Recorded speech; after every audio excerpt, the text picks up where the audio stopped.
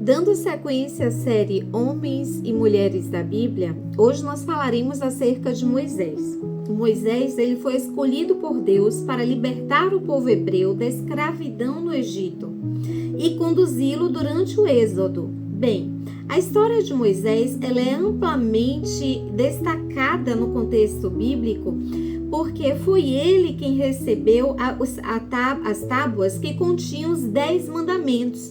Então, ele foi o primeiro legislador do povo israelita, do povo hebreu. Ele nasceu num período de escravidão.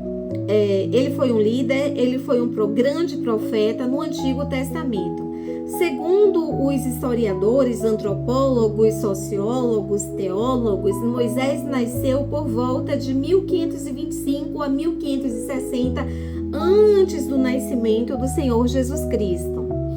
E esse foi um período de intensa opressão, onde os hebreus, eles ainda que estivessem sob o jugo do Egito, cresciam, eles nasciam, e os homens e as mulheres, as hebreias, eram extremamente fortes, o que atemorizava os egípcios, de maneira que o faraó, naquele período, ordenou que todas as crianças que nascessem das mulheres hebreias fossem assassinadas, principalmente os meninos, para que assim não procriassem. Então, quando Moisés nasceu, a sua mãe o observou e ela achou que ele era extremamente formoso, ela achou que aquela criança era extraordinária, mas ali já era o plano de Deus. E o que foi que ela fez? Joquebede, o nome da sua mãe biológica, Arão, o nome do seu pai biológico, ambos da tribo de Levi, conseguiram ocultar aquela criança em seu lar durante 3 meses. Porém, chegou no momento em que não tinha mais como mantê-lo em seu lar e eles sabiam que se a criança permanecesse ali, seria descoberta e assassinada pelos egípcios. Então, o que ocorreu? Ela, guiada pelo próprio Deus, pegou um cesto, passou betume naquele cesto para que ele não fosse submerso pelas águas do rio Nilo, colocou a criança e pôs nas águas. A irmã dele, a irmã de Moisés, a filha de Joquebede de Arão, chama-se Miriam. Ela ficou observando para ver até onde as águas do rio levariam seu irmão e o que aconteceria com aquela criança. Deus, ao entrar com sua divina providência, preparou o momento no qual a filha do faraó estava se banhando no rio Nilo. Ela e suas servas observaram de longe um cesto. E, curiosamente, elas foram em busca daquele cesto para ver o que tinha dentro. E ali ela viu que era uma criança. Ela foi tomada por paixão, por amor por aquela criança. E ela desejou criar aquele menino. Então, o nome Moisés significa retirado das águas devido ao contexto no qual ele nasceu, foi encontrado pela filha do faraó e verdadeiramente retirado das águas do rio Nilo. Nesse momento, a sua irmã Miriam, que estava observando, chegou para a filha do faraó e sugeriu que aquela criança tivesse uma ama de leite, porque viu que era um menino jovem, um bebezinho, e precisava ser amamentado. Por providência divina, a sua irmã, ao sugerir, a filha de Faraó aceitou e contratou quem? Joquebede, a mãe biológica, para cuidar, amamentar Moisés até o momento em que ele pudesse ser levado ao palácio. E ao ser levado para o palácio, ele teve uma educação egípcia. E ele viveu com o povo egípcio, conviveu com os deuses egípcios, com todo o costume egípcio. Mas Deus já tinha todo um propósito para que ele fosse líder do povo hebreu no Êxodo e conduzisse esse povo para fora do Egito. Então Moisés, ele é conhecido como mediador. Deus o usava e ele ia até Faraó levar os recados de Deus para que Faraó libertasse o povo de Deus. Ele tinha uma grande autoridade espiritual e ele é descrito na Bíblia como servo fiel e um legislador, o primeiro legislador de Israel. Ele liderou o povo, mesmo sendo um príncipe egípcio. Quando ele saiu em um determinado momento do palácio para dar um passeio, ele viu como os hebreus estavam sendo maltratados. E ali ele presenciou cenas nas quais ele interviu, de forma que, ao defender um hebreu, ele acabou matando um dos soldados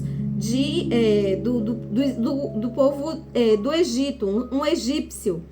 E aí, por esse motivo, ele fugiu do palácio e ficou sem ter contato tanto com a sua mãe biológica, que ele não a conhecia mais, e não tinha também contato com a sua mãe de criação, que era filha de Faraó. Bem, Moisés ele é muito conhecido porque foi ele usado por Deus também para abrir o Mar Vermelho.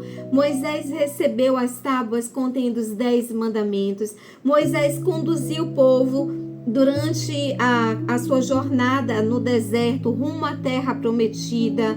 Existem momentos na história de Moisés que são marcantes para nós e também Deus o usou de maneira a transmitir os recados de Deus para o faraó acerca das 10 pragas. E diante das recusas, Deus enviou 10 pragas que afligiram o povo egípcio. E Faraó, após a última praga, na qual Deus falou que se ele não libertasse o povo hebreu, todos os primogênitos dos egípcios iriam morrer, e assim aconteceu. Faraó permitiu a saída dos hebreus dali do Egito. Porém, quando o povo saiu, se deparou de um lado, os egípcios foram atrás deles, visto que Faraó voltou atrás e cheio de ira queria vingança a matar Moisés e todos os hebreus. Então eles estavam entre aqueles que tentavam assassiná-los e o Mar Vermelho. Deus usou Moisés de tal maneira que o mar foi aberto, o povo passou, e a Bíblia relata que o povo passou com seus pés enxutos.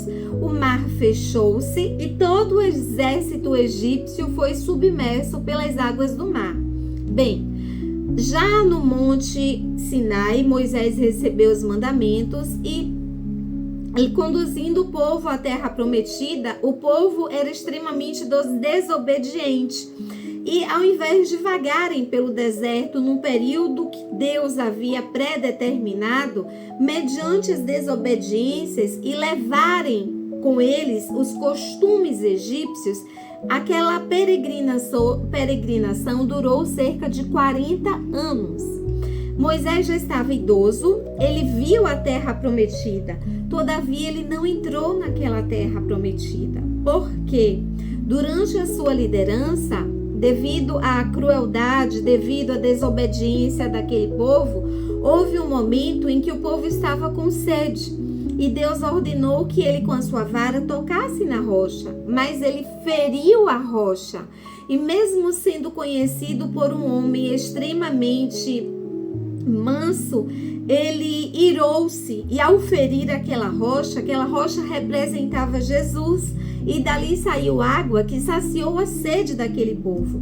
E por essa situação, o próprio Deus falou para ele que ele iria contemplar a terra prometida, mas que ele não entraria na terra prometida devido àquele gesto no qual ele feriu a rocha, que representa o próprio Senhor Jesus Cristo.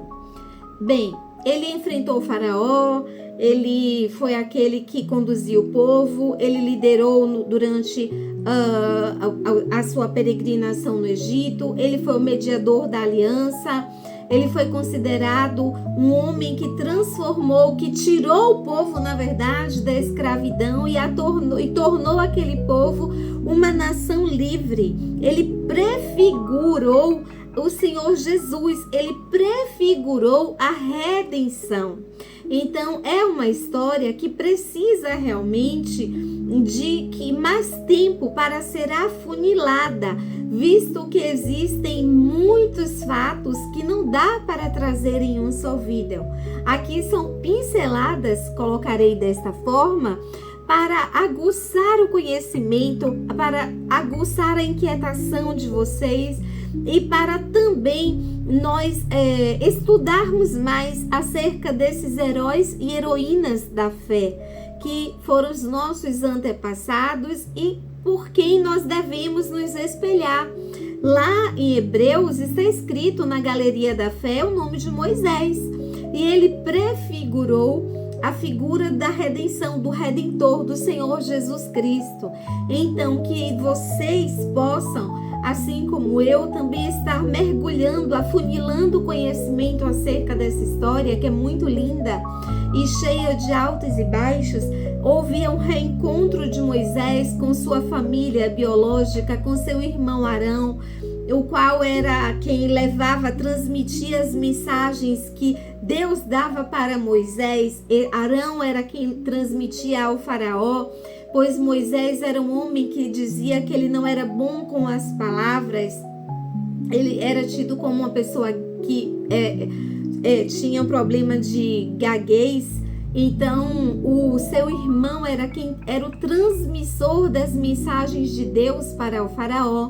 Existe também o fato no qual ele conheceu a sua esposa, ele tornou-se pastor de ovelhas, a mulher dele também pastoreava ovelhas, ele casou-se, ele teve filhos, ele reencontrou-se com a sua irmã Miriam, com seus familiares, e todos ali adoraram a Deus. Há um fato que é muito dito em algumas ministrações, no qual Miriam dançou. Miriam também, junto com Arão, falaram mal de Moisés, de forma que ela recebeu ali um castigo, no qual ficou leprosa por um período de tempo. E então aqui é apenas um resumo do resumo dessa série bíblica e uma forma de tentar despertar em vocês o desejo de conhecer mais, de se debruçar mais nas Sagradas Escrituras. Pois quando nós lemos a Bíblia, é o próprio Deus falando conosco. E à medida em que nós vamos lendo, nós vamos nos envolvendo e o Espírito Santo vai tirando as escamas dos nossos olhos e nós vamos compreendendo o plano de Deus para nós, para os escolhidos. Hoje, eu e você somos a Israel do Senhor. Pensa nisso. Se debruça, afunila conhecimento e viva a vida em Cristo.